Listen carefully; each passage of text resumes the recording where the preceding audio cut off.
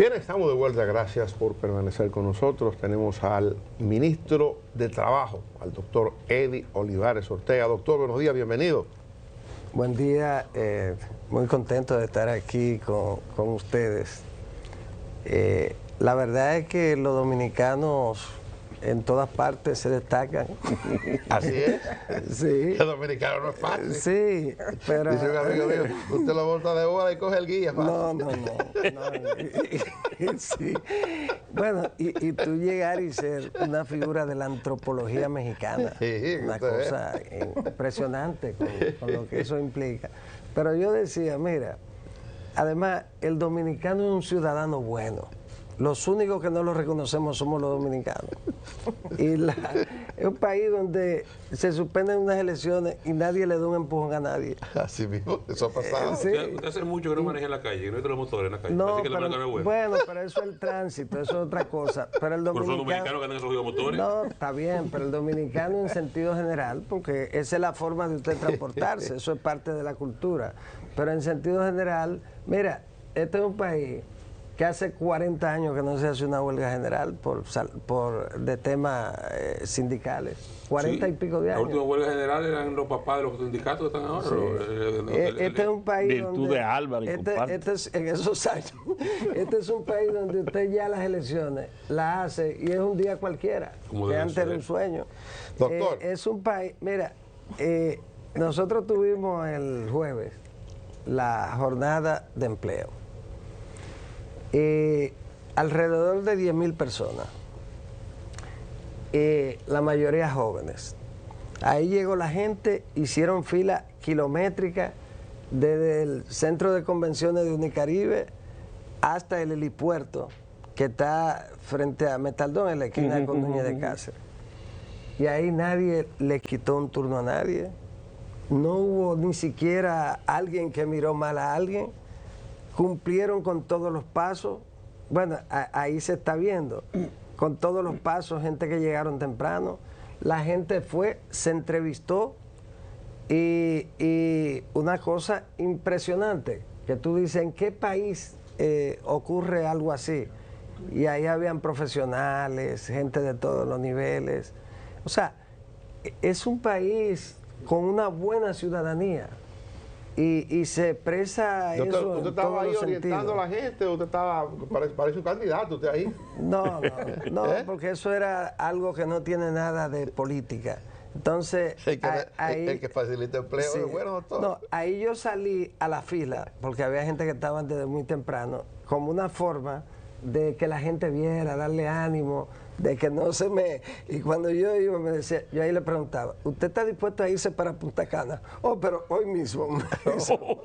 Pero ahí había una persona que hablaba 6 idiomas y cuando fue a uno de los stands, porque lo preparamos de manera que el lugar se prestaba, por eso fue que escogí ese centro de convenciones, como si fuera una empresa. Yo lamento que ustedes debían haberlo... Si nos invita ahí, vamos con gusto. Pero mira, ahí son salones, estaban los stands, todo bien preparado, tipo empresa, y ahí el trato es... había un equipo, doctor, previamente que recibía a los aspirantes antes de pasar a los stands de las empresas. Sí, eso pasaban a en esa carpa enorme que coge como 3.000 gente, ahí llegaban, se registraban. Como muchos eran jóvenes, se registraban de manera automatizada, había un preregistro también, pero 8.326 se registraron ahí. Entonces, una cosa impresionante, la velocidad. Pasaban entonces de la carpa, iban en ese proceso de registro y luego lo pasaban al centro de convenciones. Entonces, ya en el centro los atendían. ¿Salían depurados? Salían depurados. O sea, de la carpa y sabían a qué stand iban. O sea, ¿a qué lugar? Sí, pero la decisión era, nosotros decidimos que no se usa el concepto feria, porque eso estaba muy desacreditado. Y vamos a regular eso. Acordamos con las empresas que quien fuera a esa jornada fuera hicieran el mayor esfuerzo para seleccionarlo. Y si a uno de los solicitantes le faltaba algo, la preparación en algo que, entonces nosotros le hacíamos un entrenamiento, una formación rápida y que nos dieran 10 días para entonces llevárselo preparado. La idea es que el que fue, nosotros lo vamos a insertar. Oh, qué bien. Y de ahí salimos, por ejemplo, una empresa, un hotel que va a estar en Punta Cana, el Mont Palace, que inauguran ahora, ese salió con 600 y pico. Pero nosotros vamos a colocarle 500, 600 en los próximos días. Y diversas empresas, para no mencionar, para no mencionar una y no mencionar otra, porque ahí teníamos empresas de todo tipo, e instituciones. Por ejemplo, ahí estaba el Santo Domingo Country Club, para poner un ejemplo de la diversidad, empresas industriales, de hoteles, de los principales de la capital y Punta Cana, todo tipo de instituciones, 66 empresas. Entonces, el respeto a la gente, el trato. Ahí hay gente que duraron muchísimo tiempo, llegaron muy temprano, pero salieron todos satisfechos porque hay que respetar a la gente. Entonces, eso lo vamos a hacer ahora, el próximo va a ser en Santiago. La cantidad de personas que usted dice, ¿cuántos fueron colocados? 12.000 colocados. Colocados no tengo cifras exactas, pero porque vamos a confirmar esta semana. Cuando dice colocado es gente que sale de ahí con contrato de trabajo ya. Y fecha de inicio de trabajo. Sale ya preseleccionado, que es un hecho prácticamente. Por ejemplo, en la empresa que le decía, en el Mont Palace, ellos van a tener tienen una escuela, su propia escuela. Entonces, lo que ellos se llevaron, ellos no necesitaban que fueran expertos en temas hoteleros, porque ellos se encargan de preparar lo que falta. Entonces, sino que tengan la actitud, que se vean con las condiciones. Hay el que se vaya a Punta Cana, va a tener su habitación, una lavandería, no va a tener ni que lavar, va a tener su gimnasio, va a tener su comida, su almuerzo, es decir, una cancha de basquetbol, no tiene que gastar un centavo. Entonces, ellos también lo preparan. Yo voy en estos días a San Juan, por ejemplo. Vamos a San Juan, toda esa zona, Asua, y vamos a ver los que quieran irse a Punta Cana. Entonces se le da el incentivo, más el hecho de que solo tienen que irse y ya tienen todo allá, con buenos salarios, muy buenos salarios. Entonces, lugares donde hay desempleo, nosotros vamos a ir a los lugares con desempleo para buscarle colocación. Y vamos a estar en ese proceso, de manera que no haya déficit de trabajadores habiendo empleo aquí. Y ese movimiento ya lo estamos preparando. Nos vamos al sur, de manera que esos que se vayan y entonces los preparen en hotelería, cuando se desarrolle ya el sur, allá ellos estén preparados y puedan retornar si quieren. Pero la idea es que nosotros, esta es una jornada de inserción de gente, porque hay empleo y cada día hay más inversión extranjera.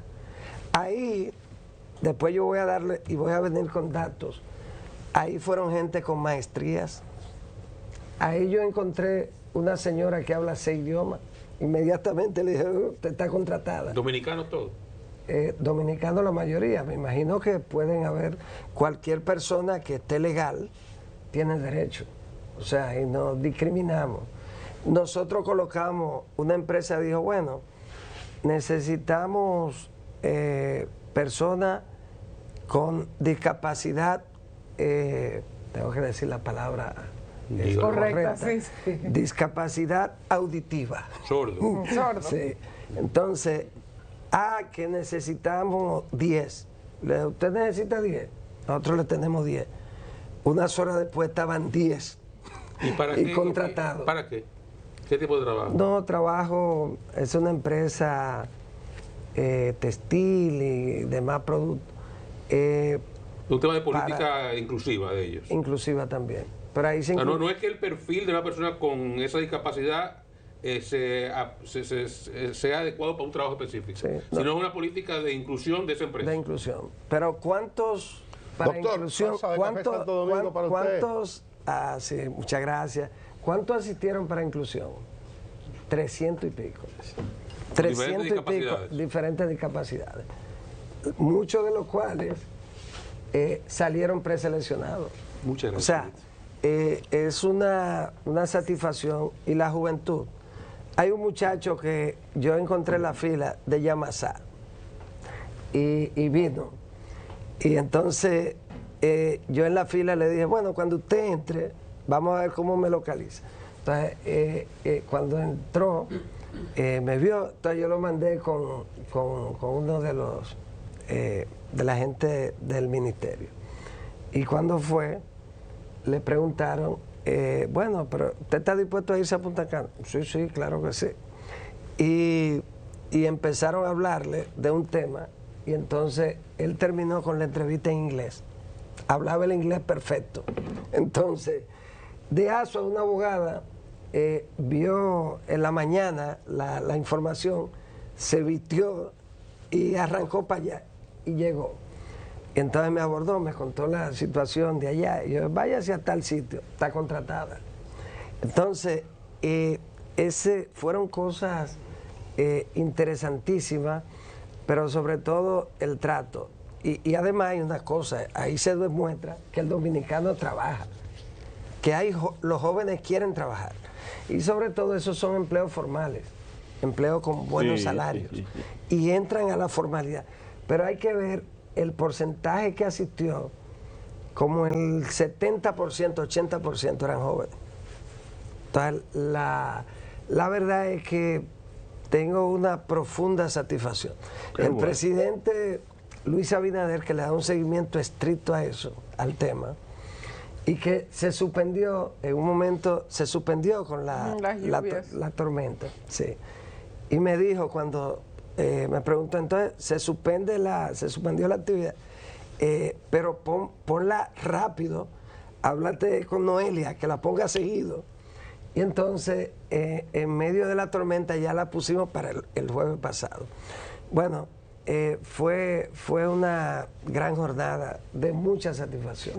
La idea es hacerlo entonces en diferentes puntos del país.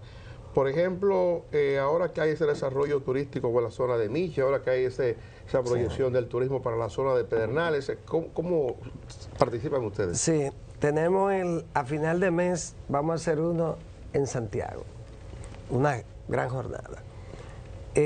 Luego vamos a hacer una en el sur, pero antes de esa jornada probablemente yo vaya a hacer contacto con la gente de motivación. ¿En qué punto del sur? No, San Juan, vamos a tener a San Juan como el centro.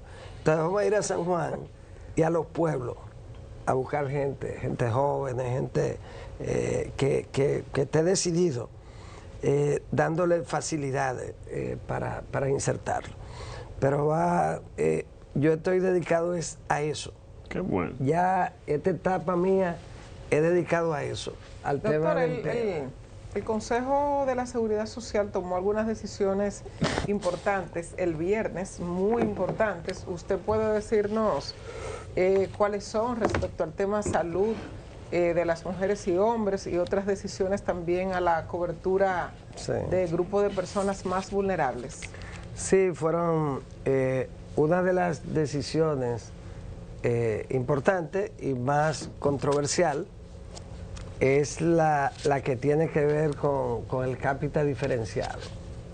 Y el tema de las ARS que tenían ya desde el punto de vista etario y de género más que otros, y en consecuencia generaba eso una distorsión. Y el planteamiento de Cisarril en ese sentido. Otro tema fue el aumento de cobertura para determinadas enfermedades como la gigantomasia y la ginecomastia, que es el tema de los senos, cuando ya se convierten en los senos una muy grandes, situación grave de salud. para la salud de las mujeres. Entonces, es algo que no se escucha mucho, pero que tiene un gran impacto. Y ahí se aumenta la cobertura, ya cualquier mujer que sufre esa situación tiene cobertura completa. Va y le hacen la cirugía y todo. Ese es un aporte importantísimo. El aumento de antirretrovirales, tratamiento de la tuberculosis de una manera ya mucho más integral, y aumento de medicamentos, unos 20, 22 medicamentos, etc. Otro fue en relación con el aumento de la cobertura de las especialidades médicas, que eran 500 pesos, pasó a 750. Consulta. Entonces, la consulta, esas son las consultas con especialistas. Se le aumentaron 250 pesos. Que, dicho sea de paso, hay que aclarar que esto no implica que los afiliados van a pagar más. Eso viene de un fondo que se va generando como consecuencia de los médicos que van a cobrar más. Los médicos, pero la gente no tiene que pagar nada más. Entonces, bueno, eso viene de un fondo. Los médicos, muchos médicos no reciben esos 50 pesos. Para aclararlo, y entonces hay que decir también que ese no es un éxito de ningún sector. Es una decisión que teníamos a unanimidad, porque era algo pendiente de hacerse durante mucho tiempo, de manera que no tiene que ver con ningún sector, ni del colegio médico, sino que es una decisión que se había tomado, y por lo tanto no puede nadie atribuírsela, porque fue la voluntad de todo. Ahí hubo una unanimidad. Un trabajo de César Ril, que tiene un año trabajando en eso, porque identificó esas debilidades. Pero usted mencionó varias cosas que no hay mucho conflicto. Era la primera que usted mencionó, habrá conflicto. Y el tema del cápita diferenciado. Bueno, usted explica un poco eso, porque eso va para la justicia, eso va para el Tribunal Superior Administrativo, seguro. Sí. Entonces, ahí esas ARS que están opuestas a esa decisión ya comenzaron un trabajo mediático para influenciar la opinión pública sobre esa decisión. Ahora usted le explique y cuál es el beneficio que tendrá para el afiliado esta redistribución del cápita. Sí, bueno, la redistribución del cápita estaba pendiente. Hacía varios años, eso se hace cada 2 años, hacía ya varios años que no se realizaba esa... Esto nunca se había hecho, ¿qué hizo ahora? No, esto no. Nunca se había hecho. Pero nunca se había hecho. Sí, eso es verdad. Pero sí lo que tiene que ver con el ajuste de las tarifas. El ajuste de tarifas, porque era algo que había un atraso. Y entonces se ajusta la tarifa, pero ese ajuste es en base también al aumento de los salarios.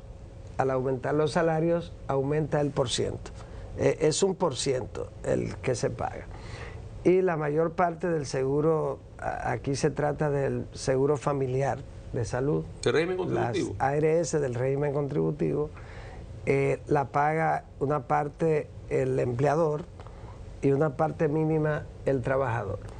De esa parte que paga el trabajador, con el aumento de los salarios, también esos fondos son producto de eso. ¿Cuál es el tema en relación con las ARS?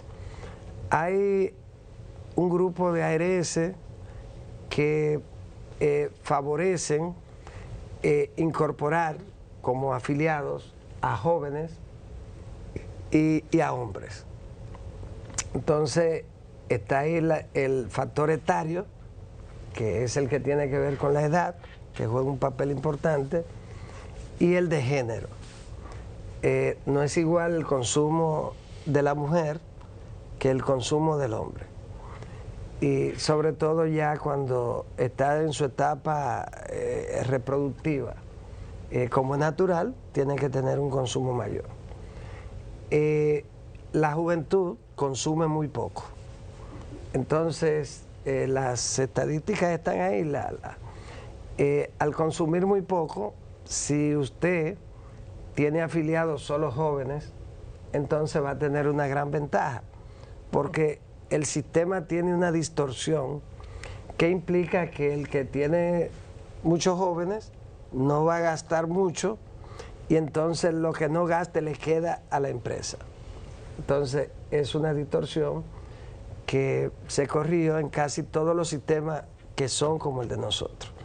Sin embargo, la falta de una reforma oportuna que debió hacerse en el 2011-2012 mantuvo esa distorsión hasta ahora. La CISARRIL tiene la competencia para formular este tipo de propuestas. En ese sentido, la población dominicana va envejeciendo. Y si usted tiene ARS que solo manejan a los grupos más envejecidos, entonces se genera esa distorsión en el sistema. Lo que se ha procurado es corregir la distorsión de manera que todo el mundo, el cápita, sea sobre la base de que todas las ARS tengan que atender a los diversos grupos etarios y de género, para darle sostenibilidad al sistema, porque para los próximos años el envejecimiento va a ser mucho más progresivo. Y si eso ocurre, entonces ese desequilibrio en el que una parte gana mucho más, pero el sistema pierde esa parte, entonces va a generar una situación que va a poner en riesgo el sistema. Si ustedes permiten, de eso ministro, es que se trata, de procurar un equilibrio. Déjeme ayudar un poco, porque yo es una explicación que hay que darla y va a darla muchas veces. Sí. Ahora mismo, un viejo como Freddy, mira, la RS que tiene a Freddy recibe los mismos 1.800 y pico de pesos por Freddy que va a recibir una RS que los jovencitos que están contratando en esa jornada de ahí. Exactamente. Sin embargo, ese jovencito de la jornada de ahí no va a usar ese dinero en la proporción que lo usa Freddy, una persona convejeciente. Que si decidió que la RS que tiene el jovencito va a recibir menos, 800 pesos, y la RS que tiene a Freddy va a recibir 5.000 pesos por Freddy. Y la otra 800 por el jovencito. Ahora bien, eso no quiere decir que los servicios van a cambiar. O sea, todo el mundo, tanto Freddy como los jovencitos, van a tener acceso a lo mismo. Porque hay que mantener la distorsión. No, que yo estoy pagando entonces para Freddy. No, tú vas a estar pagando lo mismo. O sea, los servicios que tú vas a recibir siguen siendo los mismos. Los 750 pesos por consulta, la cobertura de 2 millones de pesos por catastrófica, X, Z, lo que sea. Él es el que va a recibir la RS. Porque RS se dedicaron a ganarse unos cuartos buscando a los jovencitos. Y le dejaron entonces los huesos a las otras. La idea es ahí le agrego algo. Parte de este movimiento que se está haciendo ha destapado, y usted me confirmará, otros hoyos en RS, no tan grandes como del SENASA, pero que hay otras RS deficitarias como consecuencia en parte de este tipo de cosas. Sí, es así. Entonces, hay ARS que tienen una cantidad altísima de personas mayores. Esa ARS tiene que consumir más.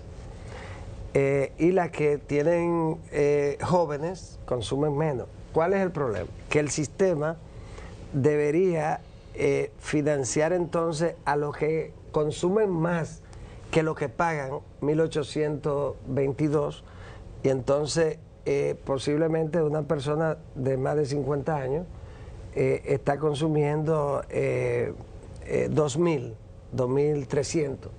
Entonces, el joven que consume muy poco o a veces no consume nada. A veces usted llega a los 50 años sin haber ido a un hospital.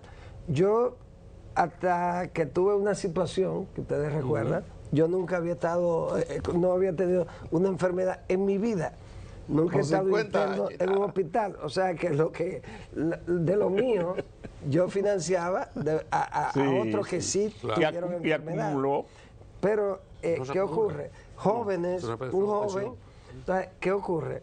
La idea es que esos fondos sirvan para cubrir a lo que sí consumen y generan entonces el equilibrio y la sostenibilidad del sistema. Porque eso de pensiones no se acumula.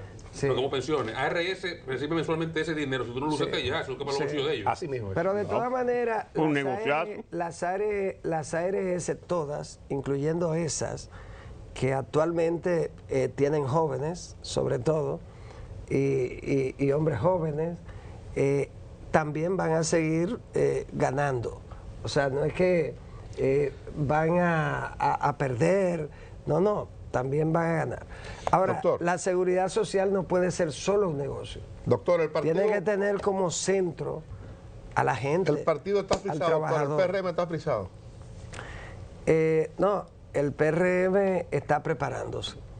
Y ahora, a partir de enero, viene ya la etapa de la selección de los directivos del partido. Vio la encuesta va a dinamizar, el partido entra en acción y entonces en el primer semestre del año que viene debe escogerse todas las autoridades. Doctor, vio la encuesta ¿Pero eso no es legal, doctor? Digo, las autoridades sí. Sí, empezando por el presidente del partido, que hay un movimiento casi unánime para que el presidente del partido sea el compañero Luis Abinader. ¿Y quién se opone a eso?